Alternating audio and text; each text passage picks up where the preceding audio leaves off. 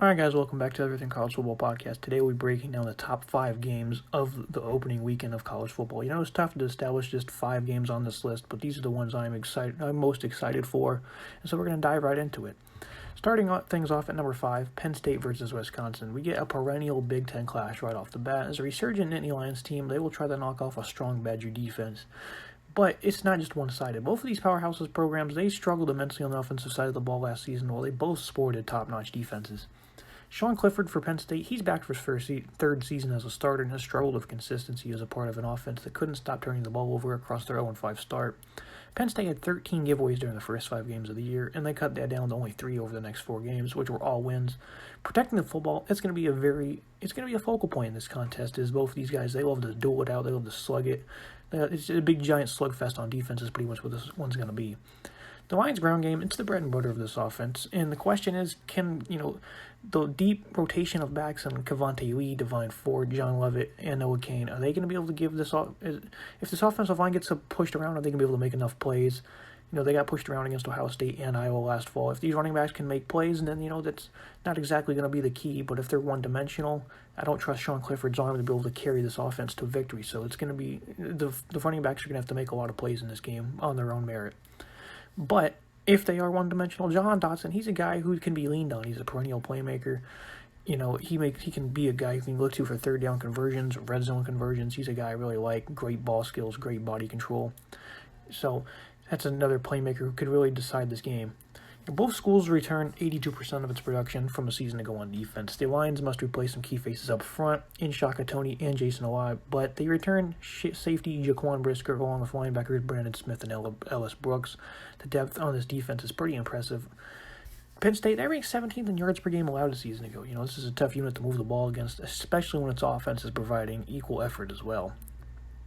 We're going to flip the script to Wisconsin, though. The Badgers, they get back an experienced roster on both ends, including one of the nation's best linebacker groups. And it really establishes the core of this football team. Linebacker Jack Sanborn and Leo Chenal, who's a phenomenal pass rusher. They're going to be crucial in, shedding blocks and locking down the interior riding defense. As the Badgers' defensive line, they have some question marks. So even though Leo Chenal, for example, is a great pass rusher, they're going to have to be instrumental in slowing down the run as well. Nick Herbring and Noah Burks, they will also need to be instrumental in containing the run. Wisconsin, they will be fielding a veteran secondary, though, behind it, and this defense will be a tough one for Sean Clifford to crack, especially without the balance. Keanu Benton, nose tackle, he's 6'4", 315 pounds. He's a guy that they're going to have to get off the point. They're going to have to move around at the point of attack, or he's going to bully them inside. For his size, he's an impressive pass rusher as well, so I think that's a player who could definitely make his name in this opening contest. Wisconsin, we want to move to their offense. They struggle to run the ball, but I don't anticipate that lasting long in a Paul Crest-led program. This ground attack looked good whenever Jalen Berger was in the lineup. He rushed for 87-plus yards in 3 straight contests, over 5.8 yards per carry in all 3 of those games. He only played in 4 games on the year. When healthy, he shined, and if he's healthy this season, which I anticipate he will, he should be in for a big year. They'll be leaning on a phenomenal offensive line. And especially in this game, they're going to generate consistent pressure. Veteran offensive line, 4 seniors. You throw Jack Nelson, a top 100 recruit at right guard. He's the only young in there. You have 4 seniors to make it up, including Logan Bruss and Tyler Beach. So Penn State is going to have their hands full with this offensive line. I think that's ultimately going to be the deciding factor in this game as well. You keep moving on Wisconsin, though. Quarterback Graham Mertz, he kicked off last year with a 95% completion rate with 5 touchdowns. Then he struggled the remainder of the season, only completed 60% of his passes or less in 5 of the final 6 games. And that Badger passing attack was a big reason why they struggled. They only scored 22.3 points per game versus Big Ten opponents. And they had a 3-game stretch in the middle of the year last season where they had 10 points. I think it was 7, 6, and 7, so they really need more out of their passing attack. The balance from Wisconsin has to come back, because Mertz can thrive off play action, but they have to be running the ball good as well. Moving to number 4, 8:30 p.m. on Fox, LSU will be heading to the Rose Bowl to take on UCLA. This is the first time these two will be squaring off in a unique SEC Pac-12 crossover.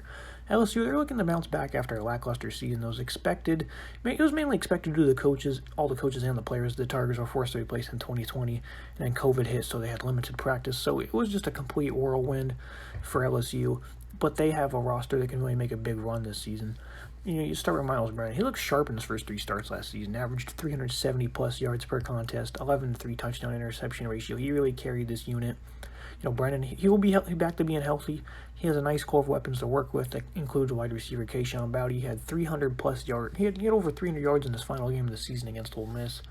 You also have Dre Jenkins in there. It's an inexperienced and young, but very talented receiving core for LSU. They also have an impressive running back duo in Tyron Davis-Price and John Emery. LSU's defense, they were pretty horrendous a season ago, but new coordinator Durante Jones, he has plenty to work with, including a veteran linebacker core led by Damone Clark, while the nation's top cornerback duo of Eric Stingley and Elias Ricks will be anchoring this defense. UCLA, they went 3-4 a season ago, with all their losses coming by 6 points or less. So this team has gotten better. They're learning. The one thing they're going to have to learn this season is how to close out games, and I think that's a big focal point of this program this fall. Bruins, they showcased improvements, though, and this game will give them a big opportunity to prove they are up on the rise. UCLA, they ranked 10th in returning production on both sides of the ball and have a great bit of experience to accomplish big things, and this game will be the stepping stone if they can not just hang in with LSU, but win this game as well. Bruins quarterback Dorian Thompson-Robertson, he averaged over 285 yards of offense a season ago, and despite the passing attack being slightly less effective, it was much more efficient. DTR completed 65% of his passes, along with a 12-4 touchdown interception ratio. He has some good weapons, though. Wide receiver Kyle Phillips, he's been the team's top pass catcher over the past 2 seasons, while tight end Greg Dulcich, he's one of the best in FBS at his position, really burst onto the scene a season ago. The Bruins, though, they're really good at running the ball very effectively a season ago. Over 230 yards per game, but Demetric Felton, his explosiveness is gone. Brenton Brown is back, though. He had 543 yards, 5 scores in a season ago. While Zach Charbonnet, he transfers over from Michigan. He's a guy who's a grinder. He can grind it out on the ground with his high motor. So they have some guys that can work with. It's going to be interesting to see how this LSU defense plans for the weapons that UCLA has. A bunch of underrated guys, that's for sure. The Bruins defense, though, they took some big steps last season defensively. Caleb Johnson at linebacker and defensive end Mitchell Agoud, have emerged as the unit's top playmakers, but they still struggle significantly against the pass. And that will have Miles Brennan licking his chops, and that right there is going to be the deciding factor in this game, how that UCLA secondary will fare against this LSU passing attack. Altogether, this game is going to be fun, though. The last time an SEC team came back Pasadena, Josh Rosen let it come back for the ages. Moving to number 3 of Indiana and Iowa, it's another premier conference opener in the Big Ten.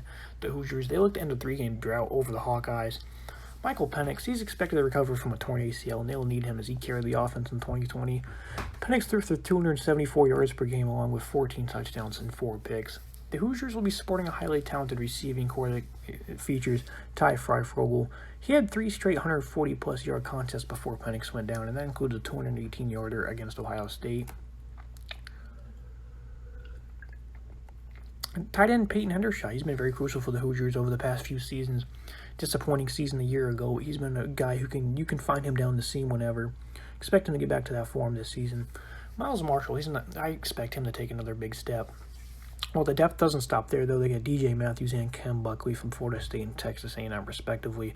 These guys have a great receiving core. It's certainly going to challenge this Iowa secondary that's filled with veterans, and they're going to have to avoid giving up big plays, which is something they never do. They're second in FBS in 30-plus yard passing plays last season. These guys are very disciplined in zone. They don't give up much in man either when they play it. This is a very tough secondary to crack, so it's going to be interesting to see how that fares, because that will also be the deciding factor is, can this Indiana passing attack make some big plays? That's not the only thing, though. Defensive line Zach Van Volkenberg and linebacker Seth Benson. There are a few other notable returnees among the defensive line that ranked 10th nationally against the run and only allowed 16 points per game. And they failed to allow over 400 yards once in 2020. The Hawkeyes, their offense, though, they will need to get more out of quarterback Spencer Petras. He only completed 57% of his passes last fall, but performed well as a game manager during the team's 6-game winning streak to end the season. Running back Mekhi Sargent and wide receiver Emir Smith-Marset are gone, meaning Tyler Goodson, he will retain his running back 1 duties, posting 762 yards and 7 scores last season. While Tyrone Tracy, he's expected to be the team's top pass catcher. He, again, he's one of those guys who also had a very disappointing season last fall, but as a freshman in 2019, he was the second most reliable receiver in this Hawkeyes offense. No, I was not the only one of a veteran secondary, though, that can make plays. Indiana, they have a ball-hawking secondary of their own, led by one of the nation's top corners, and Tiawan Mullen. They also get back superstar linebacker Micah McFadden. But the thing with the Hoosiers is they got bullied up front versus the heavyweights of the conference last season in Penn State and Ohio State. And that's another thing that could ultimately decide this game, is how they can perform in the trenches, which is going to be a tough task with the super athletic center in Tyler Linderbaum. He is the best offensive lineman in college football. I don't really think that's much of a debate. This is a game I really can't wait to watch. I can't wait to watch this one. These are two of the Buckeyes' top competitors in the conference, and I think these guys are really going to duel it out for 60 minutes. Moving to number 2, we have Alabama and Miami. These guys will meet up in Atlanta on ABC at 3:30 p.m. The Tide, they sit as nearly 18-point favorites, and they are going to be challenged by the Miami Hurricanes. Miami, they returned 95% of its production offensively, which is first in FBS, and that doesn't even take into account left tackle Zion Nelson, one of the best linemen in the nation. But it's the polar opposite for the Tide, as they lose their big three on offense, but will be forced to replace them with future superstars. So not a bad alternative for Alabama. Quarterback Bryce Young was the top-ranked recruit in the class of 2020, while veteran bulldozer Brian Robinson will fill the shoes left by Najee Harris. And it's really a crowded backfield for Alabama, with Jace McClellan, and then you have a former 5-star recruit and Trey Sanders in there as well. John Mechie is another player expected to take a big step. He had 916 yards and 6 scores on nearly 17 yards per grab. He's going to be thrusted into that number 1 pass-catching role. They also have tight end Jaleel Billingsley.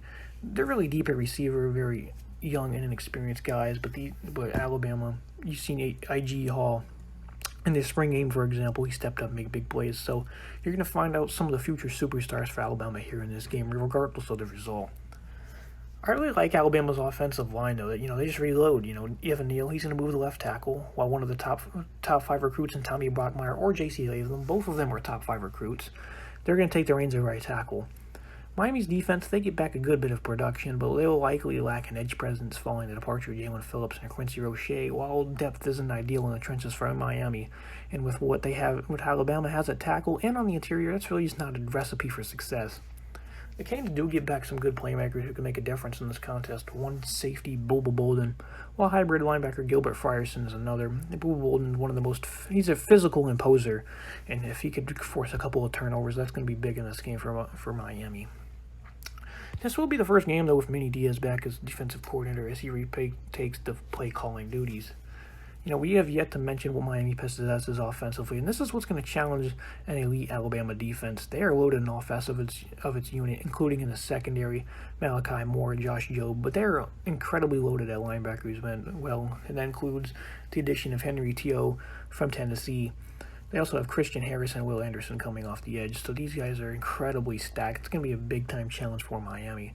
But they can beat anybody in the nation, and the reason we say that is because they have quarterback De'Aaron King. He's the type of dynamic playmaker you can beat anyone in the country with at the helm, and his abilities to make plays in the open field, evade pressure, escape, is exactly what you need to do versus a Nick Saban-coached defense.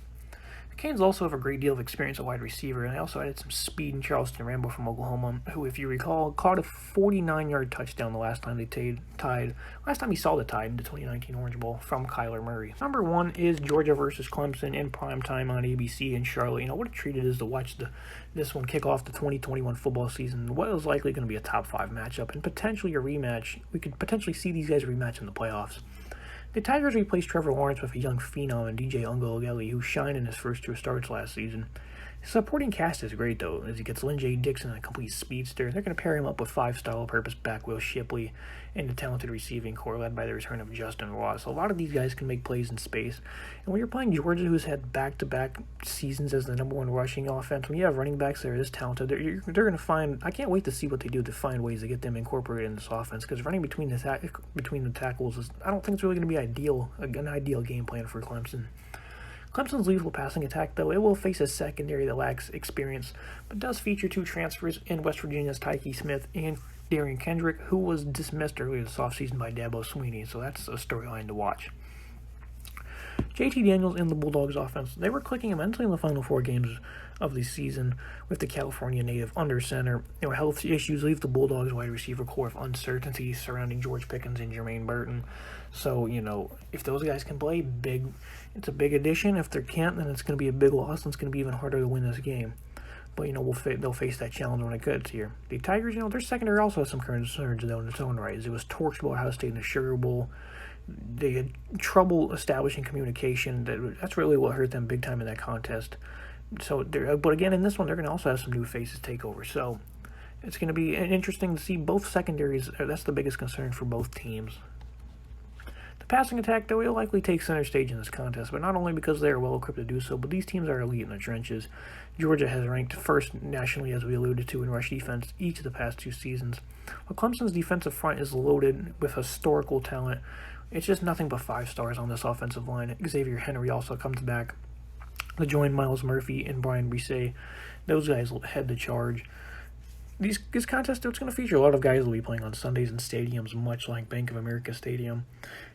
And it's just a treat to watch this matchup. I can't really wait to watch this matchup. Again, I think we're going to see a classic duel between 2 great quarterbacks. I think they're really going to get bottled up in the trenches, both teams. It's going to come down to who can make the biggest plays in space and who can also tackle in space. These guys are going to find ways to get their athletes in different facets of the game. So whoever can make the best plays in space and, in the trenches, whoever can get the best penetration and sacks, that's really what's going to determine this game. So,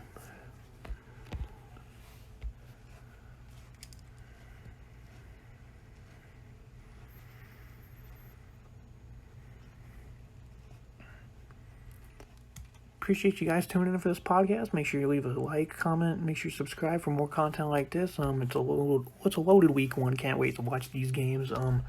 I do think we're in for just a very special treat with all these games we have. Not just Georgia and Clemson, but the rest of the lineup as well. Stacked. Great day of college football for sure. Leave your predictions down below. These predictions for these games, I'll have these coming out sometime next month before the games actually are played. But make sure you guys subscribe for that, and have a good day.